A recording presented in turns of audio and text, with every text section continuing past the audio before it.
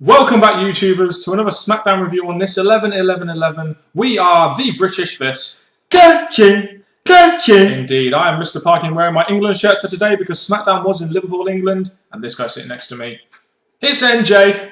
What's up? Nodding his head gleefully. I think after reading the spoilers this week, I expected a good Smackdown, and it did deliver this week. Make sure you guys subscribe up above, like this video, and comment your thoughts on Smackdown down in that comment section below. Make sure you contact us in the links in the description box below. So yeah, starting off this good Smackdown, we opened up with Randy Orton. Usually we wouldn't like this, but him being the team captain of this 5-on-5 Survivor Series kind of made sense. It's nice that WWE finally started to hype up this 5-on-5. That was my one main gripe about Raw. It just got announced and had no hype. So this whole show pretty much hyped up that 5-on-5 match decent. It kind of gave me the whole go-home show a week early, because I did feel that they were trying to build Survivor Series pretty well in this one show. Yeah.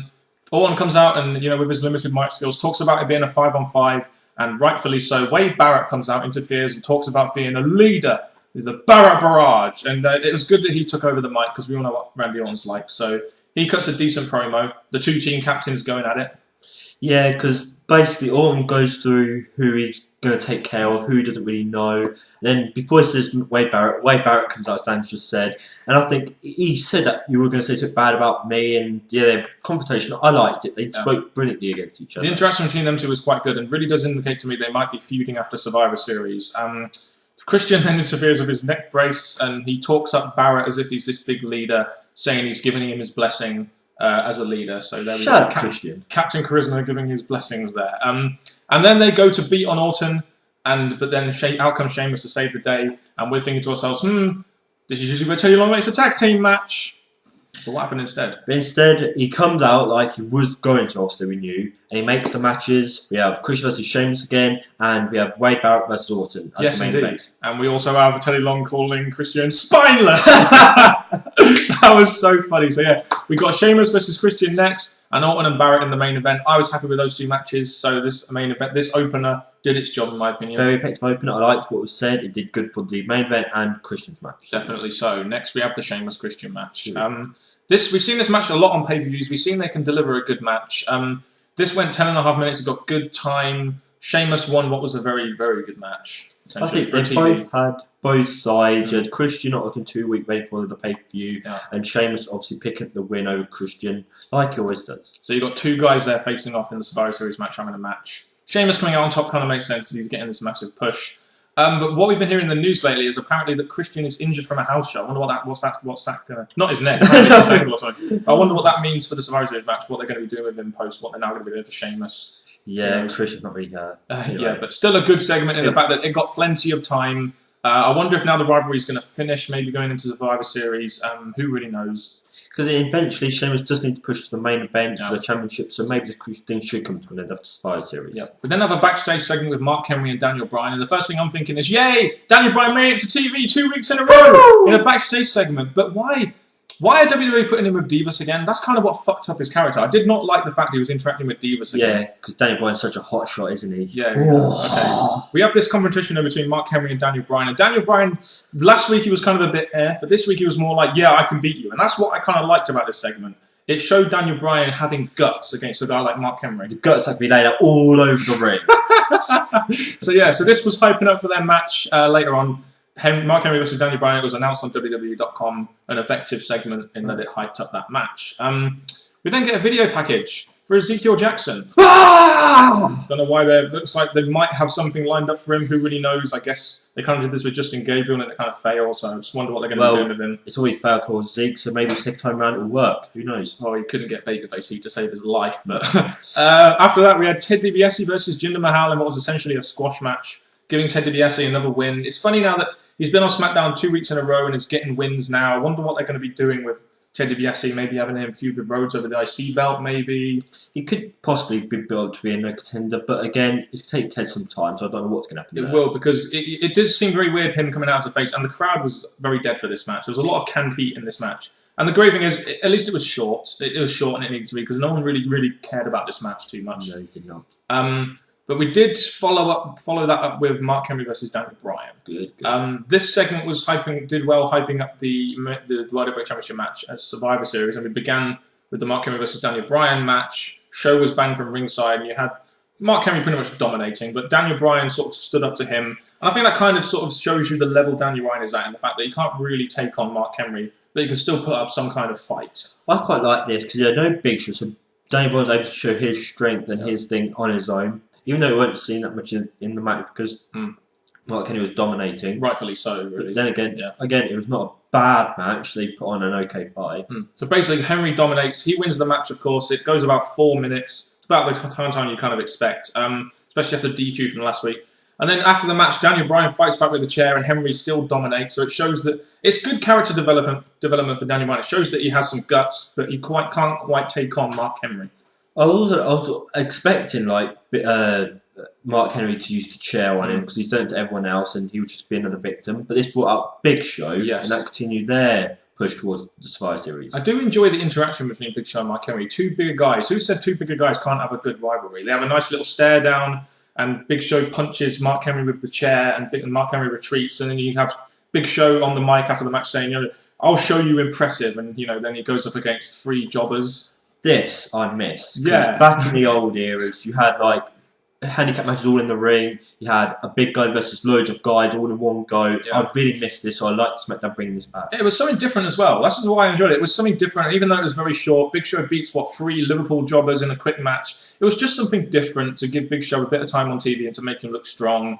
And Mark Henry gets on the mic afterwards and said that he's impressed Big Show by putting him out, that he's beaten. He put him through the ring and everything. So it's good stuff hyping up their feud. And this segment got plenty of time. That's what I was going to say, because we had like Big Show taking 2 out chokes and one with a knockout punch. That was just, as Mark Henry said, impressive. But overall, Mark Henry was coming out on top of Mike saying, "I impressed you by doing all this." And again, it was just a real good segment for SmackDown. Definitely so. I'm actually now looking forward to the Survivor Series match. I think maybe they might need to throw a gimmick match in there to go ahead of their match of what they did at Vengeance. But who really knows what's going to happen? I expect Mark Henry to win, but that's saving for a predictions video.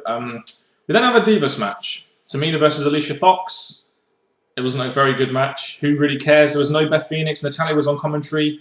So we have this number 1 contendership for Eve against Beth, and they're not getting featured on TV. So you had Natalya on commentary. Yeah. She's not the Divas champ, so why have her there? Don't have a clue. I can only think that this might be leading to a Divas 5-on-5 match. As we've seen, like Alicia Fox, Tamina, Natalya, Eve, Kelly, all those people. Maybe there's a 5-on-5. We saw Oksana there at ringside, Rosa Mendes, I believe. So maybe there's going to be a 5-on-5. Who really knows? But I thought that now they had a title match, having a 5-on-5 would be a little bit stupid, but they might have changed their mind about it.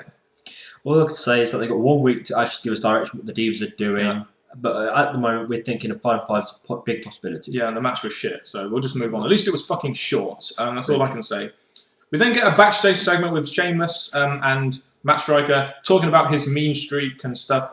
This is, again, it's a nice little backstage segment just to develop Sheamus' character. He says that he's all about having a laugh, fella. And again, he got his point slowly, of course. It wasn't anything big, but obviously they talk about his anger and how he's going to express it on his Match at Survivor Series.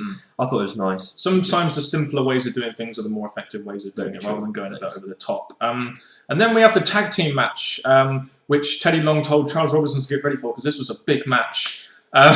We had Nico and Epico with Primo, so we now have a kind of Mexico-America version 2 faction, which is, what did you think of this faction before we go into this match? It's kind of faction, interesting. Nicely built, it's got something different, we've got another tag team made, it's bringing the Primo, who's still got a contract, involved in wrestling, so I think it was nice. It's a good way of bringing Primo into this whole sort of Mexican-America thing. I don't know what they're called as a faction, but hopefully we'll know. But we had Nico and Epico versus the Usos in a 3-minute match. It was a decent match. Nico and Epico get the victory, and I know that Nico's in a rivalry with Sin Cara, but I kind of had the feeling that the Usos were going to be in a rivalry with Nico and Epico, and there's going to be like a tag rivalry. But I think it was just to develop Nico. As we know, Nico and Sin Cara are both going to be in that 5-on-5 match. It was a little bit disappointing not seeing Sin Cara, but it did its job making Nico look strong. I suppose they kind of need to make him look viable in some way. I think with the Usos, doing their thing, I think they were the right tactics. Other tactics were busy doing elsewhere, so having them go up against Nico and Epico, they showed that they're ready for action, they're ready for progressing to WWE. They're at the starting stage, but I quite like this match. They performed well. There was a post-match beatdown as well with Mexican America version 2. It's good to see a heel. It's good to see like this kind of new heel faction. I guess, doing beatdowns and stuff. And they're sure they can work well together because there's this brilliant finisher. There's a front raise move, a backstabber. It was a freeway move, wasn't it? Yeah, I followed really by liked it. A swanton. Yeah, it was very nicely done. I liked it. Which Hunico used to win the match. So copying Jeff Hardy a little bit there, Hunico.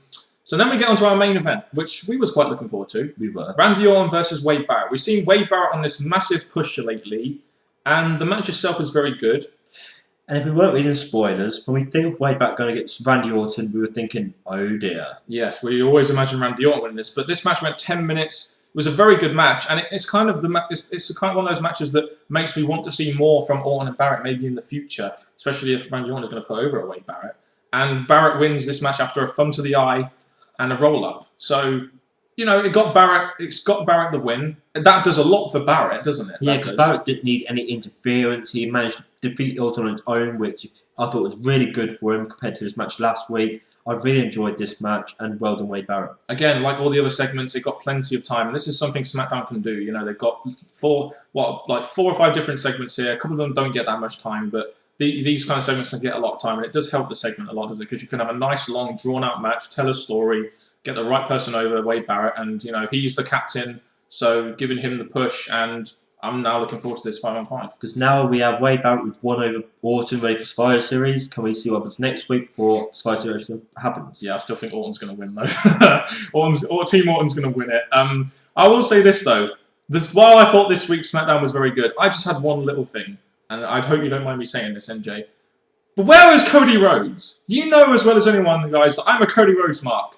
Where was he tonight? Where was he on Raw? Did we see him at all this week? No, the thing is, we were talking about this during SmackDown. I think they could have taken that Ted DiBiase for 1 week maybe and had Cody Rhodes versus Kofi Kingston. Getting 2 guys involved on the pay-per-view on the SmackDown. Yeah, that Ted DiBiase could be done next week or maybe after Survivor Series. I don't know, but maybe not. Overall thoughts on this show, NJ? I think I know what you're going to say, but go on, give me your overall thoughts and a grade. A pretty strong SmackDown. Had matches that I could look past and forget about. The Divas probably have 1 more week to give direction. We had a good 2 last matches which I was really into. You had the Mark Henry and Daniel Bryan push. So, overall a good pick SmackDown. We had a good opener to hype up the 5-on-5. Sheamus versus Christian was a very good match.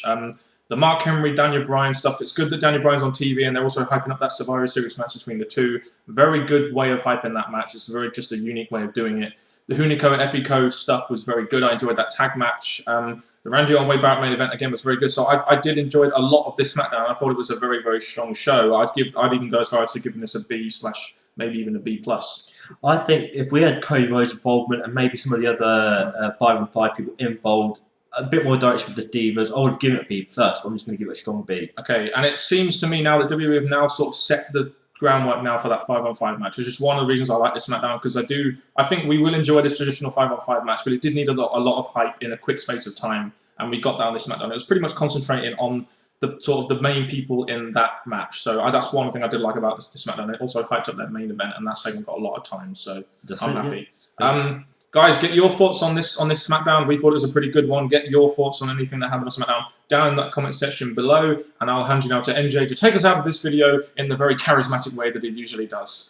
Thank you very much for watching our SmackDown review. Hope you enjoyed SmackDown as much as we did, and all I can say now from Mr. Parkin and NJ is thank you and goodbye.